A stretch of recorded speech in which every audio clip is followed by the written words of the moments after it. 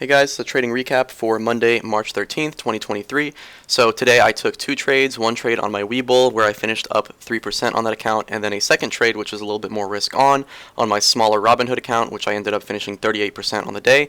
So those were my two trades, and then I was kind of just watching for the rest of the day, looking for my SMT indicator algorithm to go off, and I was just taking paper trades. So what's nice is because of the volatility today, we had 3 alerts on the indicator and all 3 of them were profitable. So I'm going to walk you through those 3 alerts plus my 2 trades. So a total of 5 trades today. So we have a lot of stuff to go through. You can see right here in pre-market we had a move to the downside. So we opened in the red and we have our supply and demand zones plotted. This morning around 9:15 I think I tweeted out the exact values for all my zones. So if you guys wanted to draw those zones and follow along, you could have done that. But let's get right to it and I will walk you through the day's price action. So we had this sharp reversal in the morning on this huge bearish or bullish engulfing candle, and then we made our way up and closed above yesterday's low of day and the supply zone, which was a nice move to the upside, and this kind of signaled some potential bullish continuation. Pull back to the supply zone, which is now demand zone. We find some support, and then we make a huge move to the upside and we find some resistance up here. So normally I don't fade the trend, and most of the time, like 9 out of 10 times, I will not go against the trend. But in this case, I only did because if we look closely, you can see we have a huge area of confluence in terms of resistance, right? So we have the 200 EMA, we have the bottom of the supply zone, and we also have 2 fib levels layered on top of each other. So there's 4 areas of confluence forming a really strong resistance here, and we also, you can see selling pressure made this long wick where we pushed down and closed below. So I decided to enter puts on my webull.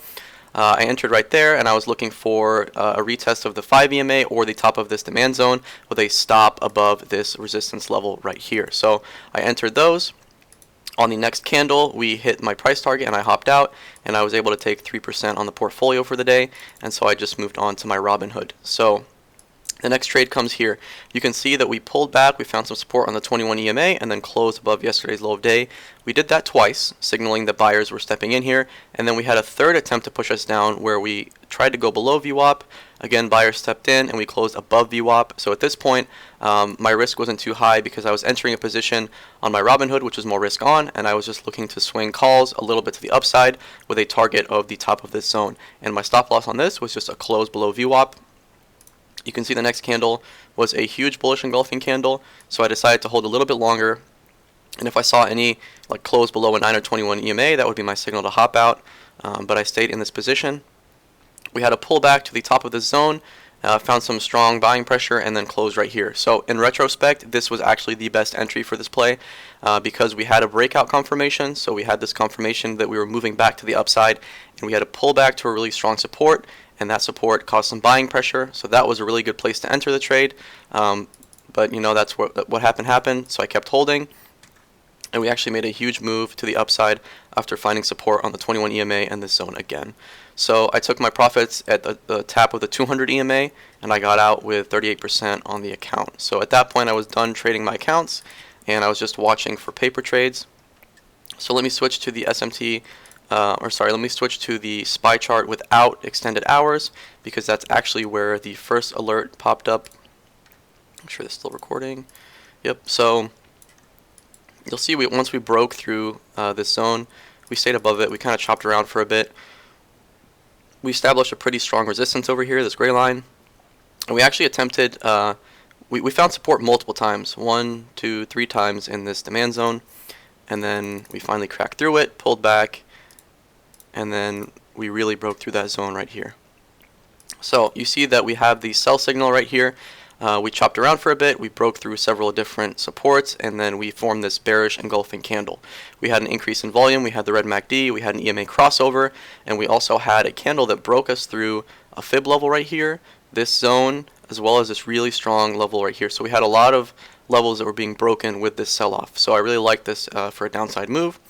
You can enter puts right there. What's nice is that we found support on this key level, and we actually bounced on it a couple times and formed a perfect bear flag. So I'm going to draw that in pretty quickly right here so you can see what I'm referring to.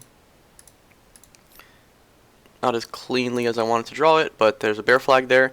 and you can enter puts, and then my first target would be the key level support right there. As you can see, it held multiple times here with a final target of VWAP, and on the next candle both of those targets were hit, so that was a nice downside move. And now that we've established that, we can go back to extended hours, which is what I typically like to trade, and then we'll just continue from there. So there's that bear flag to the downside move, we bounce off VWAP, and then we actually reverse back to the upside, and we get a buy indicator. So this buy indicator was good. I like that we closed above this zone. I would have stepped in here. I bought on a paper trading account as I was doing that to prevent over trading. So my first target would have been this key level on a scalp with a final target of this fib level on the scalp. What's nice is this next candle actually took both of those targets in, so and we had this nice increase in volume as well. So both of those targets were hit, and if I remember properly, this move went about 30 to 40%. We pulled back, found some support in that zone, and we actually continued all the way up to this really strong overhead resistance where we could not break through, and then subsequently we dumped after that. So that was a nice buy alert that ran pretty well. And then we had one more alert, which is this sell alert. Oops, I revealed the secret too quickly. Okay, there's a sell alert right here. It's another bearish engulfing candle. And it's kind of analogous to the one that happened over here, but this one was an even better play in my opinion because we had a few things that we cracked through. So we had this significant increase in volume.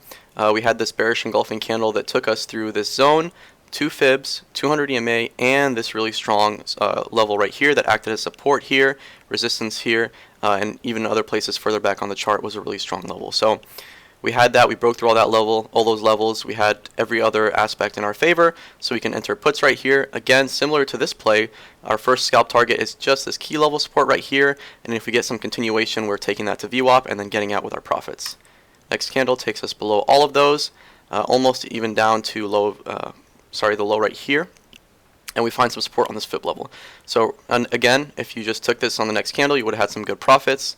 And so that was the third indicator alert, and then we kind of dump into close. And so yeah, there you go. 5 trades I recapped today. 2 of them I took. Hopefully you guys made some money today. Thanks.